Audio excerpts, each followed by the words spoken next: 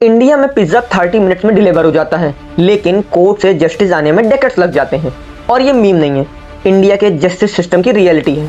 आज इंडिया में लगभग 5 करोड़ केसेस पेंडिंग है।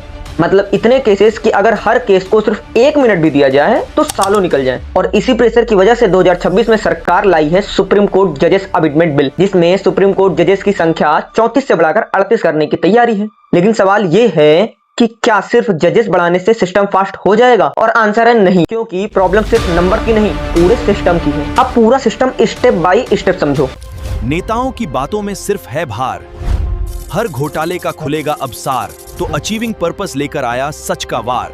पॉइंट नंबर 1, जजेस की कमी। इंडिया में अभी लगभग 21 जजेस पर 10 लाख पॉपुलेशन पर हैं, जबकि एक्सपर्ट कहते हैं कम से कम 50 जजेस पर 10 लाख पॉपुलेशन पर होने ही चाहिए। मतलब केसेस करोड़ों में और जजेस हजारों में। अब हिस्ट्री देखें तो 1950 में सिर्फ 8 जजेस थे, लेकिन अमेंडमेंट के थ्रू बाद में कई मौकों पे बढ़ाए गए। 1956 में 11, 1960 में 14, 1977 में 18, 1986 में 26, 2009 में 31, 2019 में 34 और अब 2026 में 38 करने की तैयारी। मतलब सरकारें सालों से जजेस बढ़ा रही हैं, लेकिन केसेस उससे ज्यादा स्पीड से बढ़ रहे हैं। तो इसका सोल्यूशन क्या हो सकता है? और इसका सोल्यूशन है वैकेंट पोस्ट तुरंत भरना, ऑल इंडिया जुडिशियल सर्विसेज जैसे सिस्टम ले आना, जजेस रिक्रूटमेंट फास्टर होना, स्पेशलाइज्ड कोर्ट बनने होंगे, क्योंकि जिस तरह अगर टीचर कम है तो क्लास कभी फास्ट चल ही नहीं सकती। अब बात करें पॉइंट नंबर 2 की, तो traffic jams in lower courts. लोग सोचते हैं प्रॉब्लम सुप्रीम कोर्ट में है, बट रियलिटी में सबसे ज्यादा पेंडिंग केसेस डिस्ट्रिक्ट और लोअर कोर्ट्स में है, क्योंकि कॉमन मैन सुप्रीम कोर्ट नहीं लोकल कोर्ट जाता है।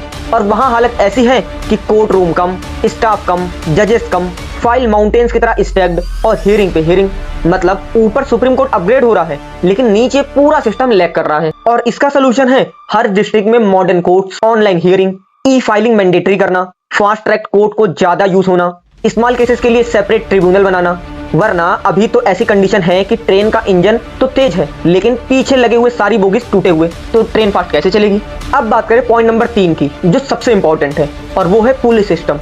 जस्टिस डिलेस की सबसे बड़ी वजह, जिसके बिना कोर्ट कुछ भी नहीं कर सकता। कोर्ट का जजमेंट पुलिस इन्वेस्टिगेशन और एविडेंस पर डिपेंड करता है, लेकिन अगर इन्वेस्टिगेशन ही वीक हो तो पूरा केस कोलैप्स कर जाता है। और यही इंडिया की सबसे डेंजरस प्रॉब्लम है। कई केसेस में एफआईआर लेट होते हैं, एविडेंस मिसिंग हो जाते हैं, चार्जशीट डिले हो जाती है, रॉन्ग इन्वेस्टिगेशन, पॉलिटिकल प्रेशर तो प्रॉब्लम है ही, और फिर ईयर्स तक केसेस चलता रहता है। लेकिन अगर किसी नेता का डॉग खो जाए तो पुलिस 10 मिनट में एक्टिव हो जाती है, तब एफआईआर भी होता है और इन्वेस्टिगेशन भी। लेकिन कॉमन मैन रॉबरी और हैरेसमेंट रिपोर्ट करे तो कई बार एफआईआर तक प्रॉपर्ली नहीं लिखी जाती। यानी सिस्टम पावर सेंसिटिव ज्यादा है और पीपल सेंसिटिव कम। और इसका सिंपल सोल्यूशन है अकाउंटेबिलिटी। अगर पुलिस जानबूझकर डिले इन्वेस्टिगेशन करे, एविडेंस हाइड करे, रॉन्ग सीट या चार्जशीट डाले, नेग्लिजेंस करे, तो स्ट्रिक्ट पनिशमेंट होना चाहिए। Salary cut, suspension, criminal liability, independent investigation audit, क्योंकि बिना अकाउंटेबिलिटी पावर हमेशा मिसयूज होती रहेगी। और हाँ, फॉरेंसिक सिस्टम स्ट्रॉन्ग करना भी जरूरी है, क्योंकि डेवलप्ड कंट्रीज में एविडेंस साइंस बेस्ड होते हैं। इंडिया में अभी भी कई जगह इन्वेस्टिगेशन कन्फेशन बेस्ड माइंडसेट पर चल रहे हैं, तो अपग्रेडेशन बहुत जरूरी है। बाकी बात करें पॉइंट नंबर 4 की, तो वो है नेक्स्ट डेट कल्चर, जिसका मजाक पूरा इंडिया बनाता है। लॉयर रेडी नहीं तो नेक्स्ट डेट, डॉक्यूमेंट्स इनकम्प्लीट तो नेक्स्ट डेट, जजेस ट्रांसफर हो गया तो नेक्स्ट डेट, स्टाफ एब्सेंट तो नेक्स्ट डेट और फिर नेक्स्ट डेट। कई केसेस में हियरिंग से ज्यादा डेट्स होती हैं, जिसका सिंपल सोल्यूशन है strict timeline laws, adjournment limit, AI based scheduling, digital document system and सबसे important live cases tracking system जैसा कुछ होना। क्योंकि जिस देश में अमेजॉन, फ्लिपकार्ट सामान की लाइव ट्रैकिंग दे सकता है, ट्रेन की ट्रैकिंग हो सकती है, हर चीज ट्रैक हो सकता है, तो केसेस ट्रैक क्यों नहीं? क्योंकि जस्टिस डिलेड का मतलब सिंपल होता है, जस्टिस डिनाइड। अब बात करें पॉइंट नंबर 5 की, तो वो है करप्शन, जो सिस्टम का हिडन वायरस बन चुका है।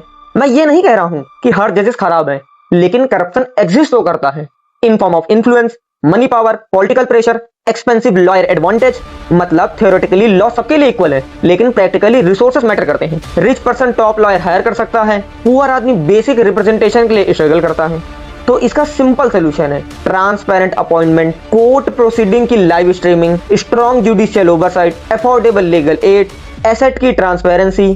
क्योंकि जजेस और जस्टिस सिर्फ फेयर होने नहीं चाहिए, फेयर दिखने भी चाहिए। बाकी आगे बात करें कि सुप्रीम कोर्ट की जजेस की संख्या डिसाइड कौन करता है, तो इसका आंसर है पार्लियामेंट। आर्टिकल 124 क्लॉज 1 के तहत पार्लियामेंट जजेस की संख्या बढ़ा सकती है। और जुडिशियल रिफॉर्म और जजेस एक्सपेंशन का तो बीजेपी सरकार का लंबे समय से एजेंडा रहा ही है। बाकी अब असली सवाल आपसे, क्या इंडिया का जस्टिस सिस्टम ओवररेटेड, ओवरलोडेड या करप्टेड है? क्योंकि प्रॉब्लम सिर्फ जजेस की नहीं, पूरे इकोसिस्टम की है। जब तक इस देश में पुलिस अकाउंटेबल नहीं होगी, लोअर कोर्ट स्ट्रांग नहीं होंगे, डिजिटल रिफॉर्म नहीं आएगा, करप्शन कम नहीं होते, तब तक कॉमन मैन को जस्टिस नहीं मिलेगा। मिलेगा तो क्या, नेक्स्ट डेट। बाकी अपने थॉट्स कमेंट में बताइए और चैनल को सब्सक्राइब जरूर करना।